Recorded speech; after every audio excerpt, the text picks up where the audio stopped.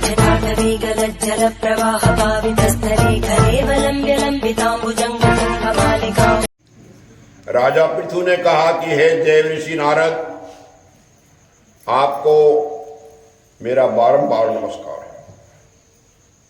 अब आप कृपा करके ये बताइए कि जिस समय भगवान के माथे से का जो तेज था वो अक्षीर सागर में डाल दिया,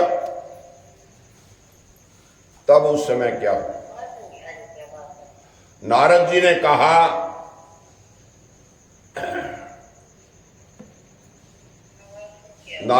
कहा कि हे राजन, जब भगवान शंकर ने क्षीर सागर में डाल दिया तो वो शीघ्र ही बालक होकर के गंगा सागर के किनारे पर संगम पे बैठ गया और संसार को भय देने वाला रुदन करने लगा। उसके रोने का आवाज सारे संसार दुखी हो उठे। लोकपालों के मन में भी व्याकुलता हो आई। अधिक कहने से क्या है, चराचर चलायमान हो गए। शंकर सुमन के रुदन से सारा ब्रह्मांड दुखी हो गया। सभी देवता ऋषि बड़े व्याकुल होकर के ब्रह्मा जी की शरण में गए। सबने मिलकर के ब्रह्मा जी को प्रणाम किया, स्तुति की। फिर कहा कि हे पितामह, ऐसा कठोर भयंकर समय आया है, इसका नाश कीजिए। देवताओं की ये बात सुनकर के ब्रह्मा जी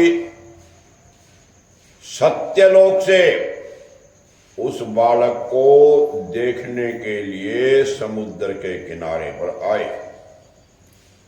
समुद्र से ब्रह्मा जी को आता देखकर समुद्र ने उन्हें प्रणाम किया। बालक को उठा करके ब्रह्मा जी की गोद में दे दिया। बड़ा हैरान होकर ब्रह्मा जी ने पूछा, हे सागर, तुम शीघ्र बताओ ये बालक किसका है? तो समुद्र ने कहा कि हे प्रभु, ये तो मैं भी नहीं जानता, किंतु मुझे इतना अवश्य ज्ञान है, ये गंगा सागर के संगम पर प्रकट हुआ है। इसलिए आप इस बालक का जाति कर्म संस्कार आदि कीजिए और इस जातक का फल बताइए।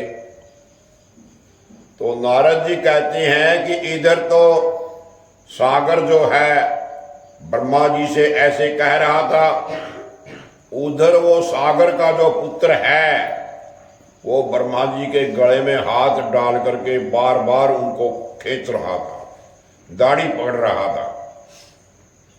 अब तो उसने ब्रह्मा जी का गला इतनी जोर से पकड़ा कि वो दुखी होकर के आंखों से आंसू निकलने लगे ब्रह्मा जी के।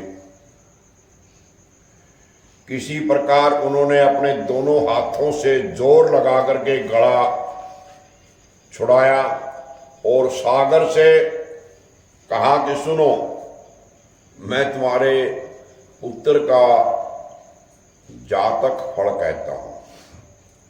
मेरी आंखों से जो जल निकला है,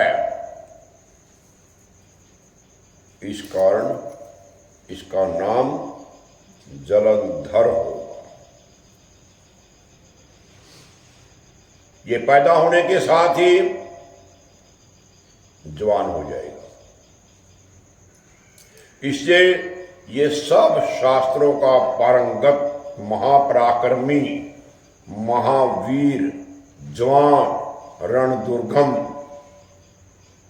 सब दैत्यों का पारंगत भगवान विष्णु को भी जीतने वाला होगा।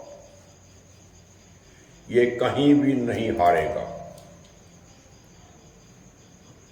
एक भगवान शंकर को छोड़ करके ये सबसे विजी रहेगा, अस्वस्थ रहेगा। जहां से ये पैदा हुआ है फिर वहीं वापस जाएगा। और इसकी जो पत्नी होगी वो बहुत बड़ी पतिव्रता, सौभाग्यशाली, सर्वांग सुंदरी, परम मनोहर, मृदुभाषिणी तथा शील की सागर होगी। नारद जी ने कहा कि हे राजन, सागर से ये कह करके ब्रह्मा जी ने शुक्राचार्य को बुला करके बालक का राज्याभिषेक कराया और फिर अंतर्ध्यान हो गया। अब तो उस बालक को देख करके सागर बहुत प्रसन्न हुआ, कितने ही उपाय से उसका पालन पोषण करके उसको बड़ा किया। फिर कालनेमी नामक असुर को बुला करके उसकी वृंदा नाम की पुत्री से उसका विवाह करा दिया। अब शुक्राचार्य के प्रभाव से वो दैत्यों पर राज करने लगा। श्री कमल ने